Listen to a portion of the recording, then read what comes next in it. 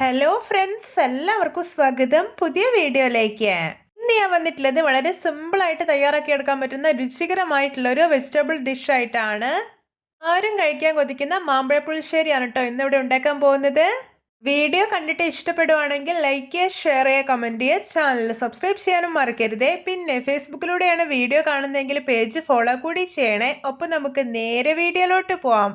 പുളിശ്ശേരി ഉണ്ടാക്കാൻ വേണ്ടിയിട്ട് ഞാനിവിടെ നല്ല മധുരമുള്ള 2 മാങ്ങയാണ് എടുത്തിട്ടുള്ളത്. ഞാനിതിൻ്റെ തൊലിയെല്ലാം കളഞ്ഞിട്ട് ചെറിയ കഷ്ണങ്ങളായിട്ടൊന്ന് മുറിച്ചെടുത്തിട്ടുണ്ട്. ഇനി ഇതൊന്ന് മാറ്റി വയ്ക്കാം. ഇനി നമുക്ക് അരപ്പ് റെഡിയാക്കാം. അതിനായിട്ട് മിശ്ര ചെറിയ ജാറിലോട്ട് 1/4 മുറി തേങ്ങ ചിരകിയത് ഇട്ട് കൊടുക്കാം. ഇനി ഇതിലോട്ട് അത്യാവശ്യം നല്ല പുളിയുള്ള ഒരു 5 ടേബിൾ സ്പൂൺ തൈര് ഒഴിച്ചു കൊടുക്കാം. ഇനി ഇതിലോട്ട് 1/4 ടീസ്പൂൺ ചെറിയ ജീരകം, 4 പച്ചമുളക്, ഒരു ചെറിയ ഉള്ളി ഇട്ട് കൊടുക്കാം. ഇനി ഇതിലോട്ട് കുറച്ച് വെള്ളം ഒഴിച്ചിട്ട് നല്ല സ്മൂത്ത് ആയിട്ടൊന്ന് അരച്ചെടുക്കാം. ഇപ്പോൾ ഇതാ നല്ല സ്മൂത്ത് ആയി തന്നെ അരച്ചെടുത്തിട്ടുണ്ട്. ഇനി ഇതൊന്ന് മാറ്റി വെക്കാം. ഇനി മാമ്പഴപ്പുളിശ്ശേരി ഉണ്ടാക്കാം. അതിനായിട്ട് ഞാനിവിടെ ഒരു കടായി അടുപ്പത്ത് വെച്ചിട്ടുണ്ട്. ഇതിലോട്ട് ഒരു 2 ടേബിൾ സ്പൂൺ ഓയിൽ ഒഴിച്ചു കൊടുക്കാം. ഇനി ഇതിലോട്ട് അരിഞ്ഞു വെച്ചിരിക്കുന്ന മാങ്ങ ഇട്ട് കൊടുക്കാം. ഞാനിവിടെ 2 മാങ്ങയുടെ അണ്ടി കൂടെ എടുത്തിട്ടുണ്ട് കേട്ടോ. എന്നിട്ടൊന്ന് വഴറ്റിയെടുക്കാം.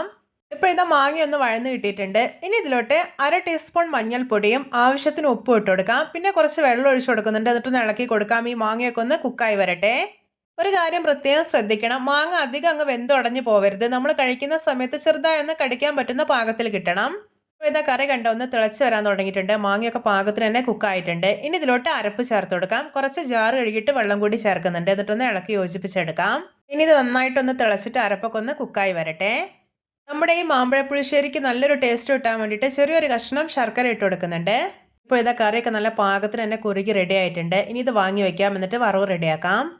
അതിനായിട്ട് ഞാനിവിടെ ഒരു കുഞ്ഞു പാൻ അടുപ്പത്ത് വെച്ചിട്ടുണ്ട്. ഇതിലോട്ട് 1 ടേബിൾ സ്പൂൺ ഓയിൽ ഒഴിച്ചു കൊടുക്കാം. ഓയിൽ ചൂടായിട്ട് വരുമ്പോൾ 1 ടീസ്പൂൺ കടുക്, 1/4 ടീസ്പൂൺ ഉലുവ, 3 വറ്റൽമുളക് അരിഞ്ഞത്, കുറച്ച് കറിവേപ്പില ഇതെല്ലാം ഇട്ട് കൊടുക്കാം. എന്നിട്ടൊന്ന് ഫ്രൈ ചെയ്തെടുക്കാം. ഇപ്പോൾ ഇതാ വറവ് ഇവിടെ റെഡി ആയിട്ടുണ്ട്. ഇനി ഇത് നേരെ പുളിശ്ശേരിയിലോട്ട് ഒഴിച്ചു കൊടുക്കാം. എന്നിട്ട് ഇതൊന്ന് ഇളക്കി യോജിപ്പിച്ചെടുക്കാം. ഇതാ നമ്മുടെ രുചികരമായിട്ടുള്ള മാമ്പഴ പുളിശ്ശേരി റെഡി. നോക്കിയേ, കാണുമ്പോൾ തന്നെ കൊതി വരുന്നില്ലേ? നല്ല മധുരമുള്ള വിഭവം ആയതുകൊണ്ട് തന്നെ വെറുതെ കഴിക്കാനും നല്ല രുചിയാണ്. ഇത് ഇന്നുണ്ടാക്കിയിട്ട് നാളെ കഴിക്കണം കേട്ടോ. അപ്പോഴാണ് റിയൽ ടേസ്റ്റ് ഉണ്ടാവുന്നത്. ഇപ്പോൾ 2 മാങ്ങയും വളരെ കുറഞ്ഞ ചേരുവകൾ ഉപയോഗിച്ചിട്ട് എത്ര സിമ്പിളായിട്ടാണല്ലേ നമ്മൾ ഈ ഒരു രുചികരമായിട്ടുള്ള മാമ്പഴ പുളിശ്ശേരി ഉണ്ടാക്കിയെടുത്തിട്ടുള്ളത്. എല്ലാവർക്കും എൻ്റെ സിമ്പിൾ ആൻഡ് ടേസ്റ്റി മാമ്പഴ പുളിശ്ശേരി റെസിപ്പി ഇഷ്ടപ്പെട്ടെന്ന് വിചാരിക്കുന്നു. ഇഷ്ടപ്പെട്ട സപ്പോർട്ട് ചെയ്യാൻ മറക്കരുതേ. അപ്പോൾ ഇതുപോലെയുള്ള വെറൈറ്റി വീഡിയോകളായി നമുക്ക് വീണ്ടും കണ്ടുമുട്ടാം. Okay, bye bye.